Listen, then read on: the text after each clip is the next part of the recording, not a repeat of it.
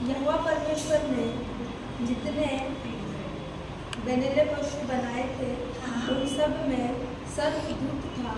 उसने स्त्री से कहा, क्या सच है कि परमेश्वर ने कहा, तुम इस वाटिका के किसी फल का, किसी दृष्टि के फल का न खाओ। पूरा पढ़।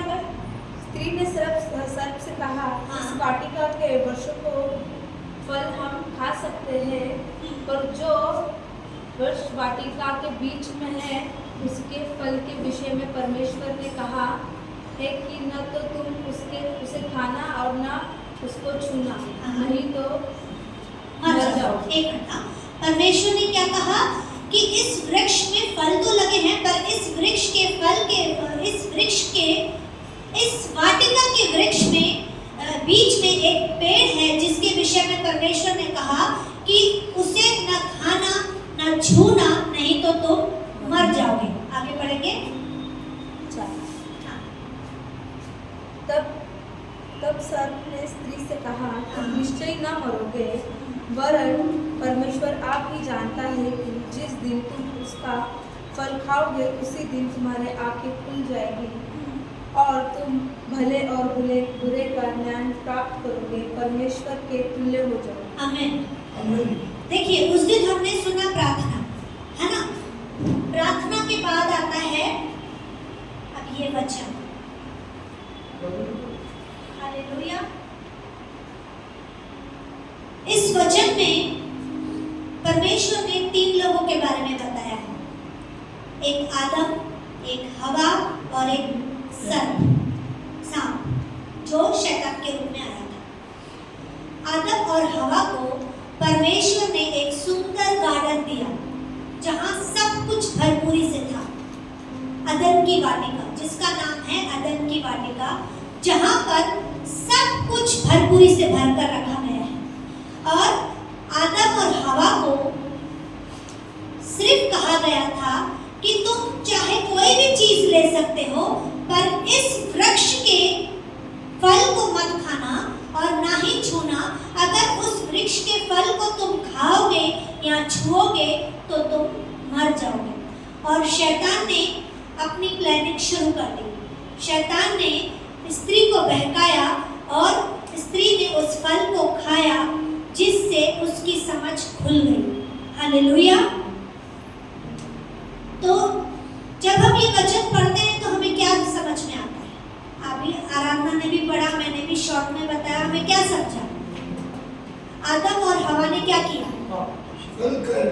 फल खाया और पाप किया और आज्ञा न मानी। हालेलुया।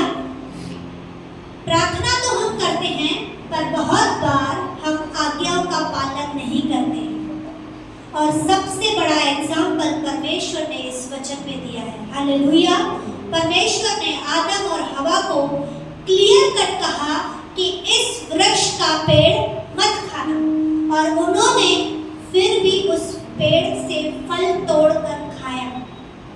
मतलब उन्होंने परमेश्वर से बढ़कर उस सांप को माना और उस सांप के कहने पर उन्होंने आज्ञा उल्लंघन की और उस फल को खाया, जिस फल के खाने से उन्हें ज्ञान प्राप्त हुआ। आगे बढ़ेंगे।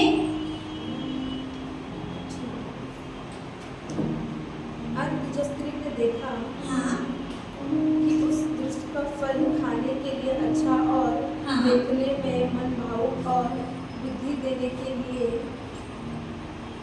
चाहने योग्य भी है, तो उसने उसमें से तोड़कर खाया और अपने पति को भी दिया और उसने भी खाया।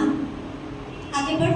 तब उन दोनों की आंखें खुल गई और उनको मालूम हुआ कि वे नंगे हैं, इसलिए उन्होंने अंजीर के पत्ते जोड़कर लौंगोट बना दिए। आमीन। देखो, जब तक उन्होंने फल नहीं खाया था तब तक उन्हें ये समझ नहीं थी कि वहां पर क्या हो रहा है। उन्हें जो परमेश्वर बताते थे उन्हें वहीं तक सीमित था। उनकी नजरें, उनकी समझ, उनकी सोच वहीं तक सीमित थी। पर जिस दिन उन्होंने आज्ञा को उल्लंघन किया और उसी समय उनकी आंखें खुली और उनकी समझ खुल गई। जो नहीं होना चाहिए था वो होना शुरू हो गया। क्यों? क्योंकि आज्ञा न मानने से हम मनमानी करना शुरू कर देते हैं और जो चीजों की कदर करनी चाहिए वो चीजें हम कदर नहीं करते और उन चीजों से हम वंचित हो जाते हैं। हालेलुया। क्योंकि जब तक वो परमेश्वर के अनुसार चल रहे थे उनके पास सब कुछ था। जिस दिन उन्होंने आज्ञा का उल्लंघन किया परमेश्वर ने उन्हें अदन की वाटिका से निकाल दिया। जब हम आगे बढ़ेंगे तो उसमें हमें यह पता पड़ता है कि उन्हें वचन वाटिका में से निकाल दिया गया। क्यों? क्योंकि उन्होंने आज्ञा का उल्लंघन किया। देखिए, आज्ञा जब आती है तो आशीषें भी आती है। जहां आज्ञा पालन है वहां आशीषें भरपूर है, जहां आज्ञा उल्लंघन है वहां कमी घटी है। अब वो आपके ऊपर है कि आप आज्ञा पालन करते हैं या आज्ञाओं का उल्लंघन करते हैं। क्योंकि अगर आपको आशीषें चाहिए तो आज्ञा पालना शुरू कर दीजिए, परमेश्वर के अनुसार अपने जीवन को बिताना शुरू कर दीजिए। हालेलुया। क्योंकि आज्ञा पालन करने से आशीषें आती है और आशीषें सिर्फ पैसा ही नहीं, सब कुछ है, सब कुछ। अदन की वाटिका में सब कुछ था। जिस दिन आदम और हवा ने मनमानी की उन्हें वो सब कुछ छोड़ना पड़ा। आरामदायी जीवन उन्हें छोड़ना पड़ा क्योंकि वहां पर उन्हें मेहनत नहीं थी। वहां पर बस घूमते फिरते जैसा परमेश्वर कहता था वो वैसा काम करते थे और आज्ञा उल्लंघन करने से उनके ऊपर कष्ट आना शुरू हो गया, मेहनत आ गई। तो ये हमारे ऊपर है कि हम क्या करते हैं। आपको मेहनत करना है कि आरामदायी जीवन बिताना है। हालेलुया। हम एक और वचन पढ़ेंगे, पहला पत्रस 5 अध्याय उसका 6वां वचन।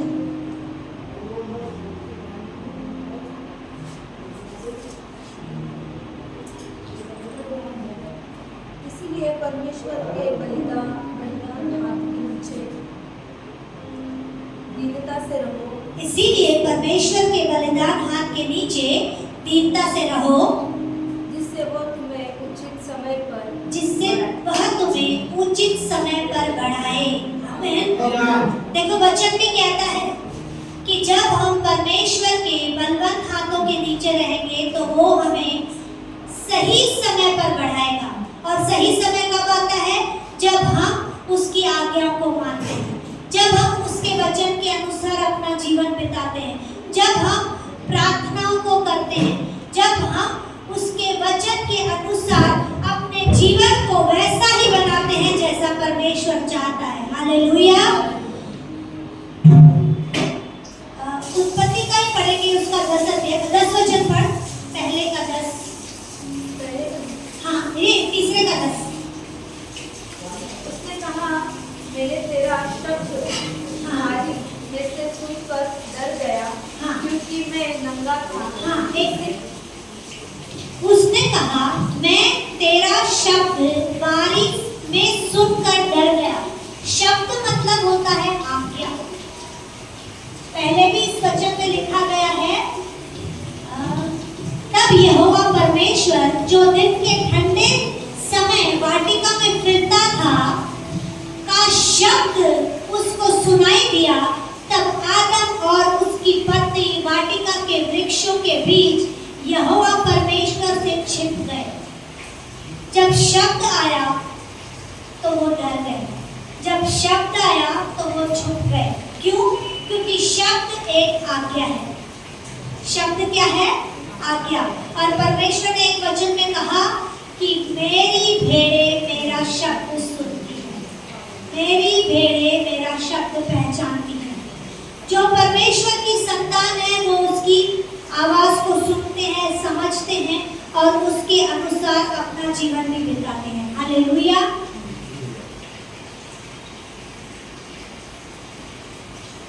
परमेश्वर के अनुसार अपना जीवन जीते हैं तो वह हमें सही समय पर बढ़ाता है। परमेश्वर के सामने अधीन होने से बढ़ोतरी आती है। अधीनता आशीष की चाबी है। अधीनता क्या है?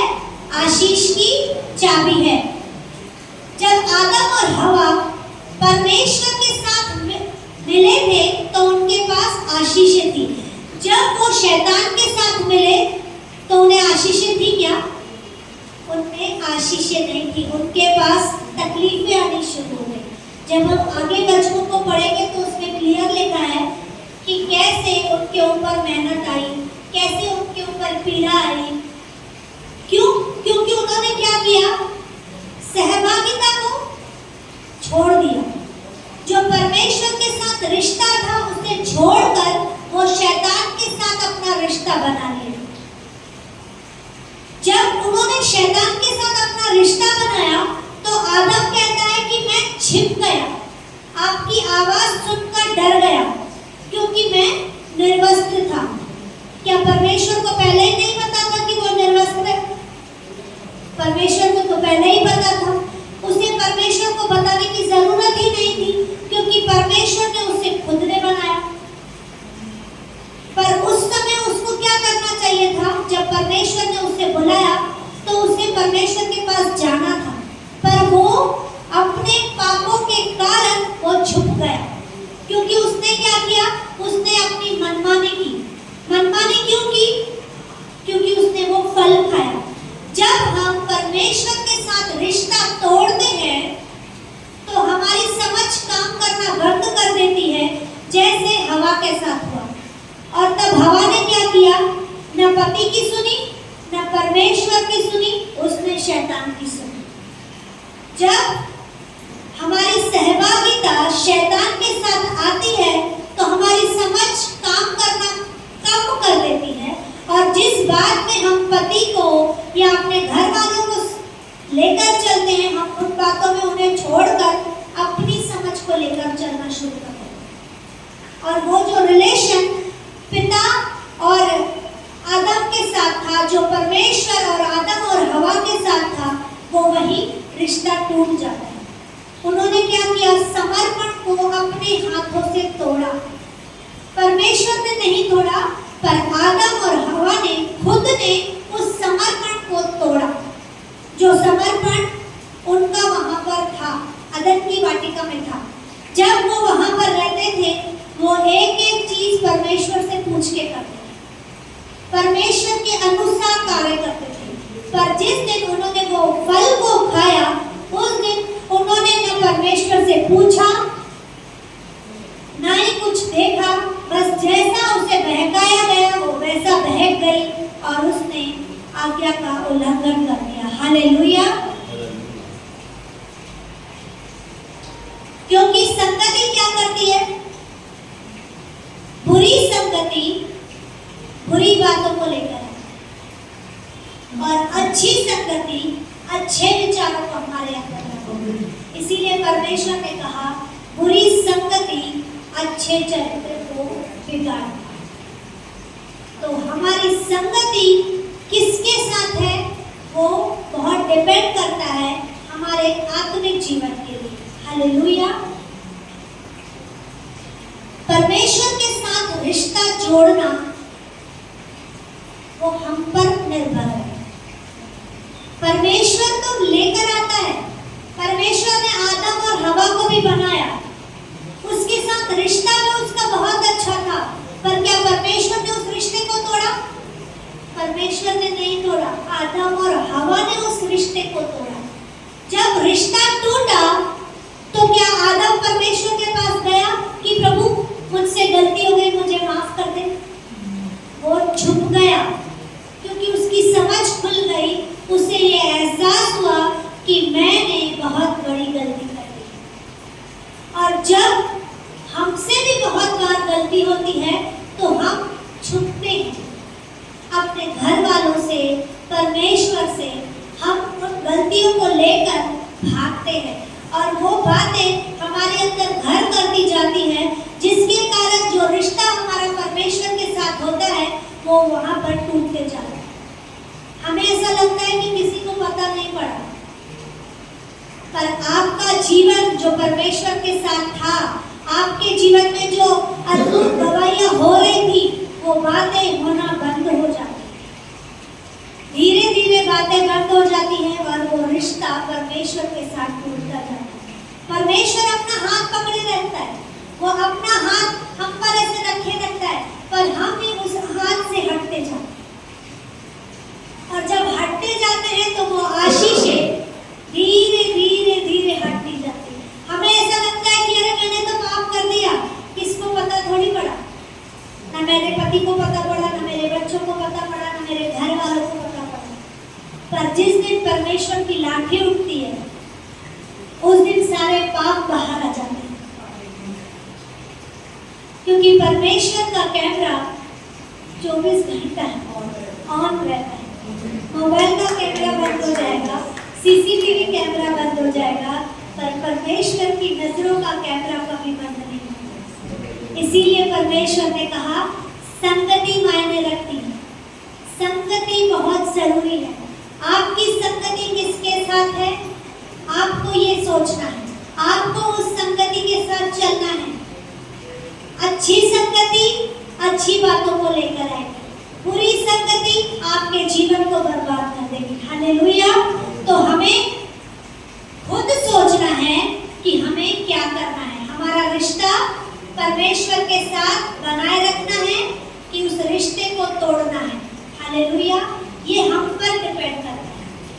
हम एक वचन और देखेंगे, यहोशू 1 अध्याय उसका 8वां वचन। व्यवस्था की यह पुस्तक चित्त से कभी ना न पाए, मैं दिन रात ध्यान दिए जो उसमें लिखा है, जो कुछ उसमें लिखा है उसके अनुसार करने की चौकसी करें, करने की तू चौकसी करे, क्योंकि ऐसा करने से तेरे सब काम सफल होंगे और तू प्रभावशाली, क्योंकि ऐसा करने से तू सफल होगा और तेरे सब काम सफल होंगे और तू प्रभावशाली होगा। हालेलुया। देखो परमेश्वर ने क्लियर कट अपने वचन में कहा कि लिखा है, लिखा कहाँ है, वचन में लिखा है, और वचन कौन है, परमेश्वर है। जब परमेश्वर ने खुद लिखा है कि जब तेरा ध्यान परमेश्वर में रहेगा, जब तेरा रिश्ता परमेश्वर के साथ बना रहेगा, तो तेरे सारे काम सफल होंगे और तू प्रभावशाली होगा।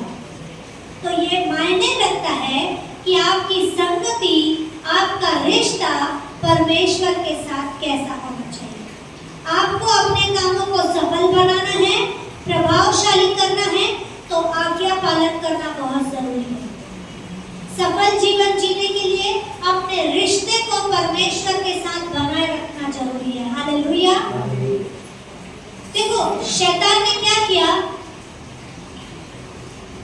उसने सिर्फ स्त्री से कहा कि तू ये फल को खा तो तुम मरोगे नहीं, और उसने स्त्री ने तुरंत खा लिया, जबकि वो शैतान को नहीं जानती थी, पर वो परमेश्वर को जानती।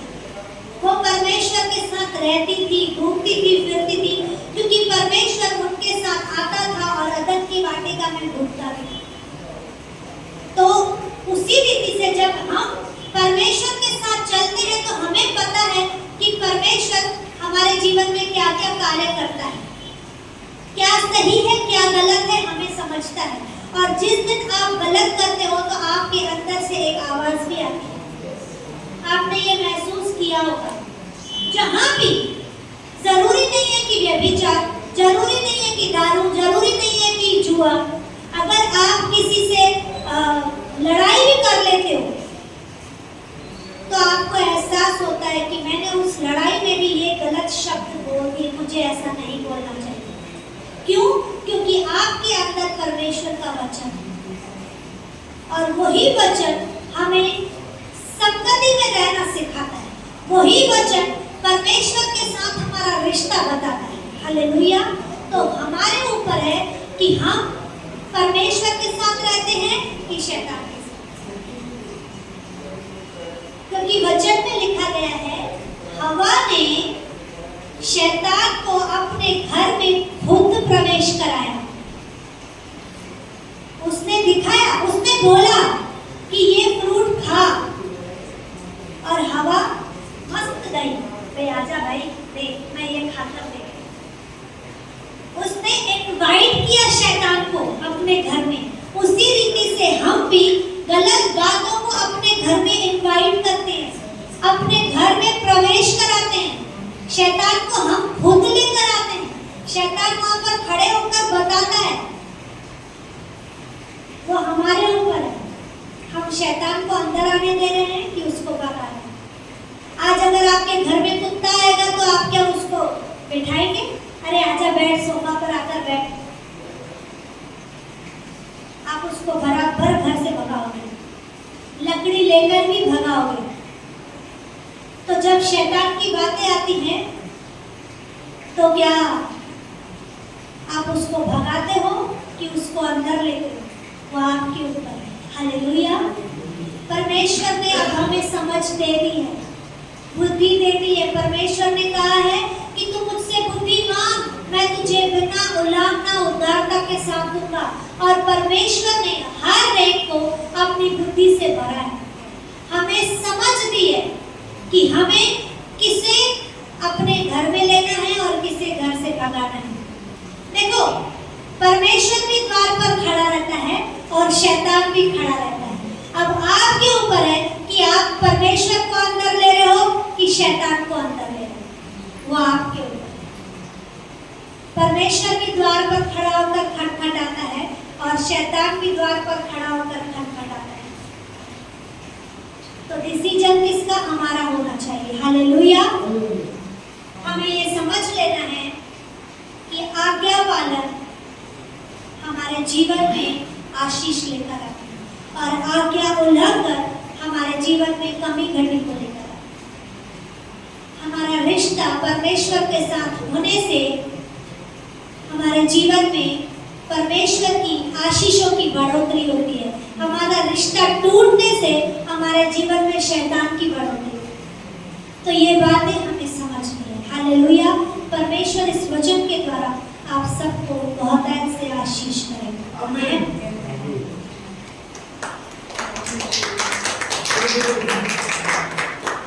मेरा विश्वास है कि ये छोटा सा वचन आप सबों के जीवन में जरूर काम करेगा, क्योंकि ये छोटी छोटी बातें हमें समझनी बहुत जरूरी है।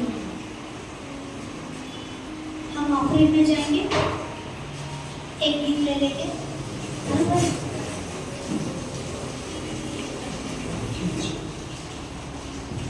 हालेलुया। चलो लेने से देना उत्तम है, हमारे पवित्र भाव बोलते हैं। हालेलुया। क्या आप रेडी हो? क्या आप रेडी हो? क्या आप रेडी हो? आइए आइए, अपने हाथों को बढ़ाएंगे और खुदा के राज में चालू करेंगे। Thank you Jesus. धन्यवाद यीशु। Thank you Jesus, thank you Lord. Abadi, abadi, abadi, abadi, abadi, abadi, abadi, abadi, re, abadi, mango Yeshua, oh abadi re, abadi mango Yeshua, abadi, abadi, abadi, abadi, abadi, abadi, abadi,